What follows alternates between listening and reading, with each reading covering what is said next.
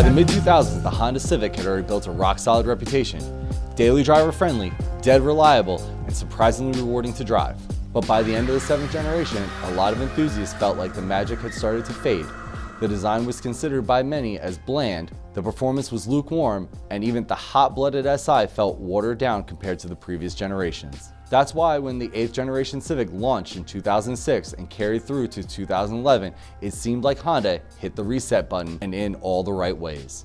Honda went a little bolder in their design, introducing a cab-forward layout and giving the Civic a raked windshield with almost exotic proportions, at least for an economy car anyway. Both the coupe and sedan shared the same platform, known internally as the FG Coupe and FA sedan chassis, and while at it maintained Honda's standard Civic front-wheel drive layout with McPherson struts up front and rear multi-link setup. The geometry was reworked for better high-speed stability and sharper turn-in. The result was a Civic that felt tighter, more planted, and quickly earned back some of the lost enthusiast following. Inside, the 8th gen utilized a 2-tier instrument cluster that placed the digital speedometer and fuel info higher on the dash and the analog tach directly behind the steering wheel. Love it or hate it, it offered a driver-centric layout that felt almost futuristic, but completely functional, especially when rowing through the gears at redline.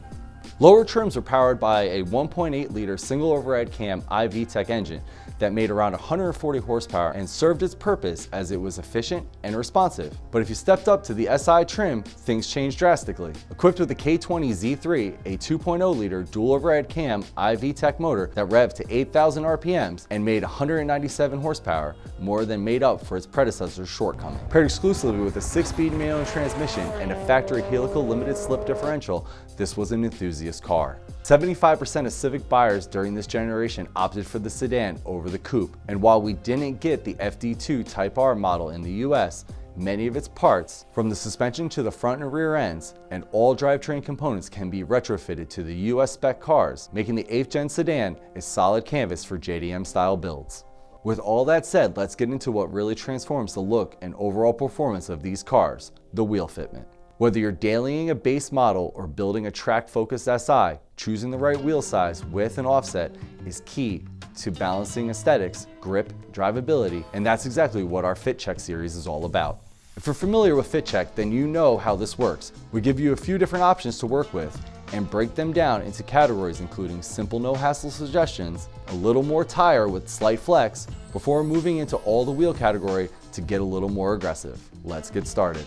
All Civics this generation use a 5 4.5 PCD and a 64.1mm center bore. Factory wheel size checked in at 15x6 ET45 through 17.7.5 ET45. Also, before we dive into our fitment categories, a quick note on diameter. In this video, we'll be recommending widths and offsets only.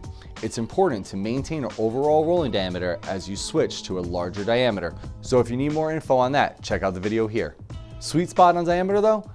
17 to 18 inch in our opinion is the way to go here. So let's dive into our suggested fitments. First up, no hassle. For starters, our no hassle fitment is the easiest of the bunch and serves as a direct replacement for your Civic. You won't have any issues with clearance or fender rubbing, and you can even reuse your factory tires to save some money. Your options for this category are 7 to 7.5 inch with an offset of 45 to 38. We recommend going with the most aggressive offset that you can within this range. Folks, it doesn't get any easier than this. Next up, slight flex. Now, if you're looking to add a little bit more tire with a little more stance, that will in turn offer increased traction, then the next category, slight flex, is what you're looking for. Here for this range, we're going to go with an 8-inch wide wheel with an offset of 45 to 32. Depending on what size tires you're going to go with, you may have to make some very minor suspension adjustments. Nothing as aggressive as rolling fenders or major camber adjustments. Okay, now we're getting into aggressive territory with the all-the-wheel section. This group will definitely need some suspension changes, a more aggressive alignment, and might even require a little bit of fender work depending on your tire choice. For all the wheel category, you're looking at an 8.5-inch wide wheel with an offset of 38 to 32, as well as a 9-inch wide wheel with an offset of 40 to 38. Well, this is where we conclude things with the extreme, or as we like to call it, you're on your own. Seriously, you're on your own. What we mean by that is you're heading into murky waters. You're going to need to make suspension and alignment changes as well as reworking those fenders to make this happen. Just to be clear, anything past this point, we're not saying doesn't fit, we're just saying it's going to take a lot more work to make it fit. Anything wider than 9.5 inches with an offset lower than 32, and you're clear into the you're on your own territory. So make sure you're prepared for the additional work required for this option. Everyone knows that wheels make a huge difference in a car's look and feel. That's especially true with Honda's golden child, the Civic. The 8th Gen Coupe and Sedan are very affordable on the used market, supported by a massive aftermarket, and in our opinion, excellent candidates for a daily, project car, track warrior, or all the above. And that's a wrap for our fit check on the 8th Gen Civic. Is there a car that you want to see in fit check that hasn't been featured? Let us know in the comments down below. I'm Nick from Koenig, and catch me on the next one.